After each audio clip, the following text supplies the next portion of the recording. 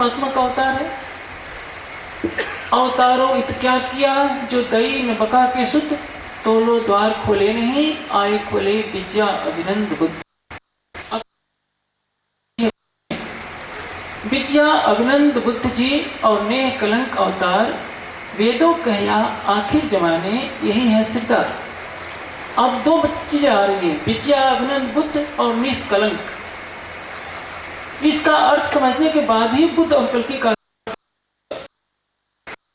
विजय अभिनंदन का तात्पर्य मैंने पहले ही कर दिया।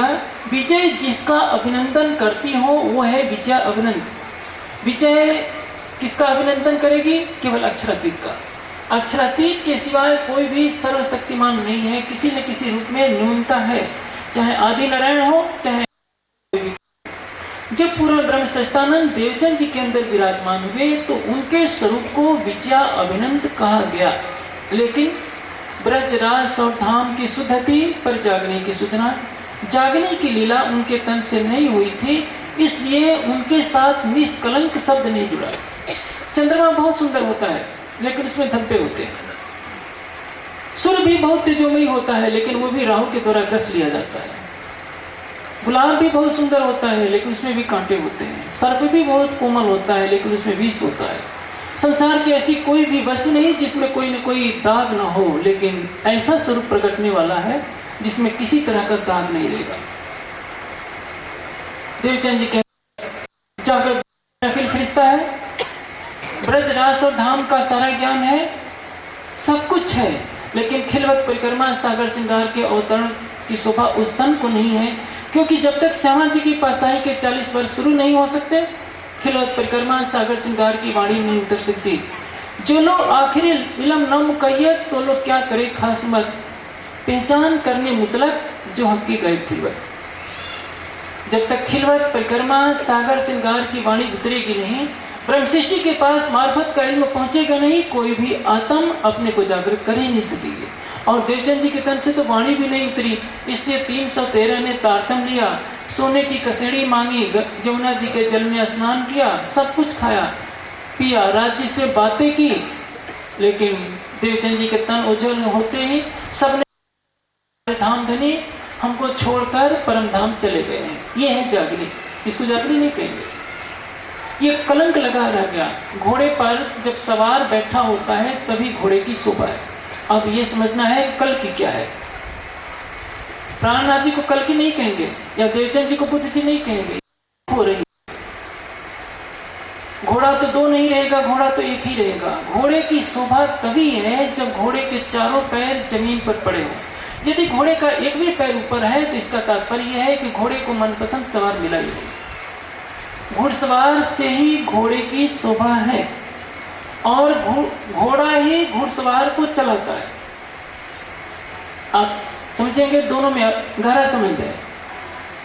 मेरी संगते ऐसी सुधरी बुद्ध बड़ी हुई अक्षर, सब सुध परी लीला अंदर की घर। इंद्रावती जी की आत्म कह रही है कि मेरे अंदर धनी के चरण कमल पड़ते। मेरी संगते ऐसी सुधरी बुद्ध बड़ी हुई अक्षर, अक्षर की जागृत बुद्धि ने परम धाम का ज्ञान प्राप्त कर लिया। मेरे अंदर धनी के चरण कमल थे।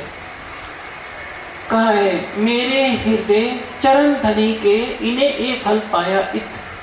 अक्षर की जागृत बुद्धि जो रास की रात्रि से बाट देख रही थी, कब सच्चिदानंद परब्रह्म आएंगे, कब उनकी लीला का ज्ञान मुझे भी मिल जाएगा। क्योंकि दो फरिश्ते हैं, जिब्रील और अस्राफिल। एक को जोश की शक्ति कहेंगे, एक को जागृत बुद्धि की शक्ति कहते हैं। जो उपनिषदों में या वेदांत के अंदर वेद की ऋचाओं में ब्रह्म के संबंध में जो कुछ धारणाएं दी गई हैं, उसको शक्ति के रूप में कथित की भाषा में वर्णन किया गया है। इस दुनिया में आज तक किसी ने भी निराकार से परे का वर्णन नहीं किया। 14 तब को बका का कोई बोलिया न एक हरफ। और ये बात कुछ कड़वे सच के साथ में कहूँगा, जाकी पैर न फटी बिवाई, वो क्या जाने पीर पर आई।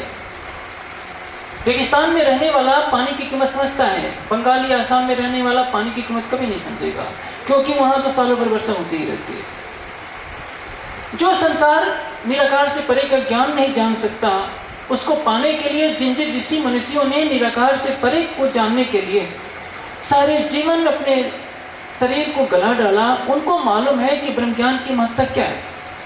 उस राजकुमार सिद्धार्थ से पूछिए जिसने अपना सारा जीवन सुखों में गंवाया था, कभी धूप का कष्ट नहीं देखा, कभी बूढ़े को नहीं देखा, कभी किसी मरे हुए को नहीं देखा, और जरा से झलक मिली तो सारे रात पाट को छोड़ करके चल दिया। जब वो घर से बाहर निकलता है, मृत्यु का देवता उपस्थित होता है, कहता है कि राजकुमार सिद्धार्थ, आज के 7वें दिन सारी पृथ्वी के तुम एक छत्र सम्राट बनने वाले हो। राजकुमार सिद्धार्थ का उत्तर होता है कि सिद्धार्थ ने एक ही बात जानी है कि जो दृढ़ निश्चय किया उसको पूरा करना है, वापस लौटने का तो प्रश्न ही नहीं होता। मैं सारी पृथ्वी तो क्या, सारे ब्रह्मांड का भी राज मिल जाए तो भी मुझे स्वीकार नहीं। मुझे तो वो सत्य ढूंढना है जिसको पाने से शाश्वत मोक्ष की प्राप्ति हो जाए, सारे संसार के प्राणियों का कष्ट दूर हो। और इसलिए उन्होंने इतना कष्ट झेला। इस सत्य को पाने के लिए कितने ऋषि मुनियों ने अपनी सारी जिंदगी गुजार दी उस ध्यान में। सुंदर साहब को तो बैठे बैठे वो ज्ञान मिला है जिसकी कीमत का एहसास किसी को नहीं है। कहा है वाणी में, हके इलम ऐसा दिया जो 14 तब को नान, और ना ही नूर मकान में सो दिया वह सपने मान। समान रूप से वाणी को पढ़ने वाला कोई क्या समझेगा कि ये तो जैसे तुलसीदास जी ने चौपाइयाँ बना रखी है, वैसे ही श्री प्राणनाथ जी ने सभी भाषाओं में थोड़ी थोड़ी ज्ञान की बातें लिख करके अपना ग्रंथ बना डाला है। लेकिन इस ज्ञान की जो निराकार से परे, बेहद से परे, अक्षर से परे, अक्षरातीत के रहस्यों को ढूंढने का प्रयास करता हो। 7 कल्पांत लक्ष्मी जी की तपस्या का फल क्या निकला? बेहद के ज्ञान के तरसने वाले ऋषि मुनियों का ज्ञान की साधना का फल क्या निकला? अभी जो प्रश्न चल रहा था कि कल की और बुद्ध क्या है, जैसे कि मैंने कहा, इस दुनिया में अखंड का ज्ञान केवल जोश जब्राइल के द्वारा आया है। जब्राइल की कृपा किसी पर हुई तो कुछ निराकार से परे की बातें हो सकी, चाहे महाराज का वर्णन हो, चाहे गीता में योगेश्वर श्री कृष्ण के द्वारा वर्णन हो, क्षर अक्षर अक्षरातीत का वर्णन, या कबीर जी की 52 साखियाँ हों, या मोहम्मद साहब के मुखारबिन से निकली हुई आयतें हों। जब कृपा नहीं हो सकती, कोई भी उसका वर्णन नहीं कर सकता। लेकिन असराफील फिरवलिया, अर्श अजीम के मान, और जब्राइल जबरूत के हाथ छोड़ सके ना, वो जब्राइल सत्सर्ग से आगे जा नहीं सकता। असराफील यानी अक्षर क्रम की जागृत बुद्धि बाट देख रही है। धनी जी ध्यान तुम्हारे रे, बैठे बुच्ची बरस सहस्चार, 4660 समय बीता दुनिया को भयो अचार।